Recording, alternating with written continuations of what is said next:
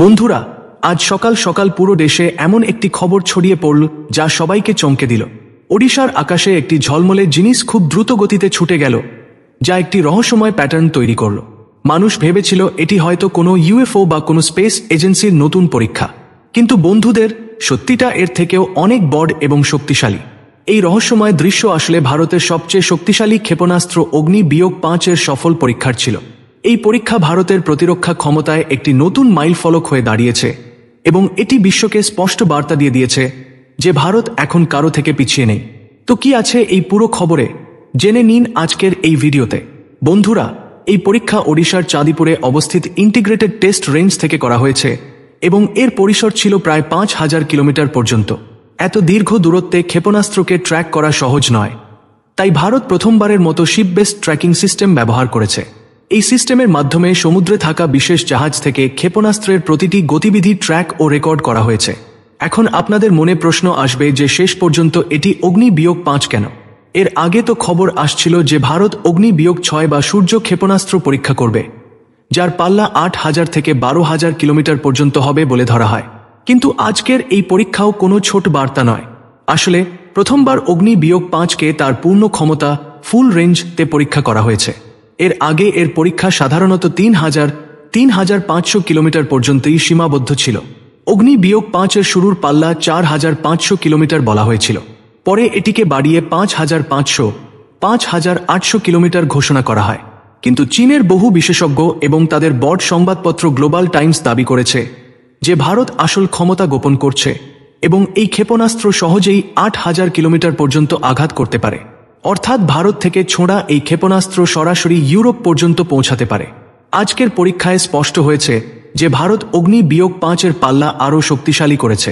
Report অনুযায়ী এই ক্ষেপণাস্ত্র প্রায় 4790 কিলোমিটার পর্যন্ত গেছে, অর্থাৎ সরাসরি জার্মানি এবং ইতালি পর্যন্ত পৌঁছে গেছে।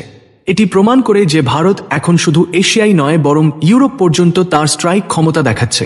এই ক্ষেপণাস্ত্রের সরকারি পাল্লা প্রায় 5000 কিলোমিটার বলা হয়, কিন্তু অনেক বিশেষজ্ঞ মনে করেন এর প্রকৃত ক্ষমতা 7500 থেকে 8000 কিলোমিটার পর্যন্ত। এর মানে হল ভারত থেকে ছোঁড়া ক্ষেপণাস্ত্র পুরো এশিয়া এবং ইউরোপের বড় অংশকে আঘাত করতে পারে। এই পরীক্ষায় ক্ষেপণাস্ত্র প্রায় 4790 কিলোমিটার দূরত্ব অতিক্রম করেছে, অর্থাৎ সরাসরি ভারত থেকে জার্মানি এবং ইতালি পর্যন্ত যাত্রা সম্পন্ন করেছে। এটি প্রমাণ করে যে ভারত এখন কেবল আঞ্চলিক নয় বরং বৈশ্বিক স্তরে স্ট্রাইক ক্ষমতা ধরে রেখেছে। অগ্নি-5 এ multiple independently targetable reentry vehicles প্রযুক্তি থাকার সম্ভাবনা আছে। এর মানে হলো একটি ক্ষেপণাস্ত্র থেকেই 8-10টি ওয়ারহেড ছোঁড়া যেতে পারে এবং এগুলো আলাদা আলাদা দিকে আলাদা লক্ষ্যবস্তুতে আঘাত করতে পারে। ক্ষেপণাস্ত্রে ring laser gyro inertial navigation system এবং IRNS ভারতীয় আঞ্চলিক ন্যাভিগেশন স্যাটেলাইট সিস্টেম লাগানো হয়েছে। এর ফলে এর নির্ভুলতা অনেক বেড়ে গেছে এবং এটি লক্ষ্যকে মাত্র 10-20 মিটার ত্রুটি সীমার মধ্যে আঘাত করতে পারে। এতটুকুই নয়, বিশেষজ্ঞরা মনে করছেন যে এইবার ভারত অগ্নি-5 সঙ্গে মির্ভ প্রযুক্তিরও পরীক্ষা করেছে। এর মানে হলো একটি ক্ষেপণাস্ত্র থেকেই 8-10টি ওয়ারহেড অর্থাৎ পারমাণবিক অস্ত্র আলাদা আলাদা দিকে ছোঁড়া যেতে পারে। ভাবুন তো, একটি ক্ষেপণাস্ত্র থেকে ভারত চাইলে 4টি ওয়ারহেড চীনে এবং বাকিগুলো ইউরোপে একসঙ্গে ছুঁড়তে পারে। এই ক্ষমতা খুব কম দেশের কাছে আছে এবং ভারত এটি অর্জন করে বিশ্বকে স্পষ্ট বার্তা দিয়ে দিয়েছে। বন্ধুরা, এই পরীক্ষা এমন সময় হয়েছে যখন বিশ্বে পরিস্থিতি খুব কঠিন। ভারতকে আমেরিকা, চীন এবং আরও বহু শক্তিশালী দেশের রাজনীতির মোকাবিলা করতে হচ্ছে। এমন সময় এই পরীক্ষার মাধ্যমে ভারত প্রমাণ করেছে যে সে কোনো অবস্থাতেই নিজের নিরাপত্তার সঙ্গে আপস করবে না এবং বৈশ্বিক স্তরে নিজের শক্তি প্রজেক্ট করতে পারে। এখন পুরো বিশ্ব দেখছে যে ভারত শুধু প্রতিরক্ষামূলক শক্তি নয় বরং বৈশ্বিক কৌশলগত শক্তি হয়ে উঠেছে।